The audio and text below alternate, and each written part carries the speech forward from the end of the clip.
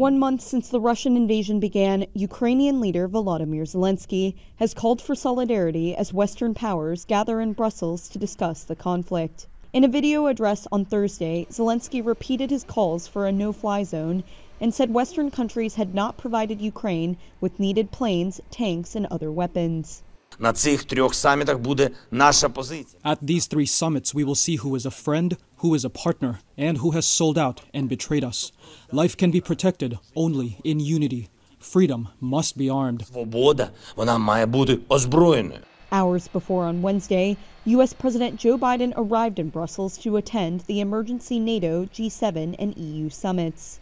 There, the U.S. is set to announce further sanctions on Russian political figures and oligarchs, while NATO is expected to boost its forces in Eastern Europe.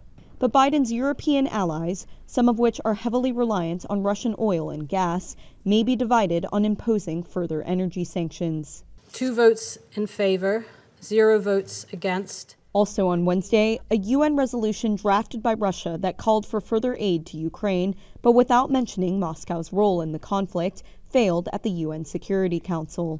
Britain's ambassador to the UN, Barbara Woodward, slammed the draft resolution after the vote, citing Russia's, quote, war crimes, bombing maternity hospitals, schools, and homes.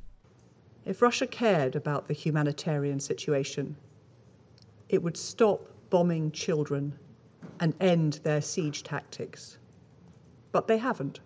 Russia denies targeting civilians and calls its actions in Ukraine a special operation that is not designed to capture territory, but at demilitarizing its neighbor and capturing what it regards as dangerous nationalists. The West says this is a baseless pretext for an unprovoked war.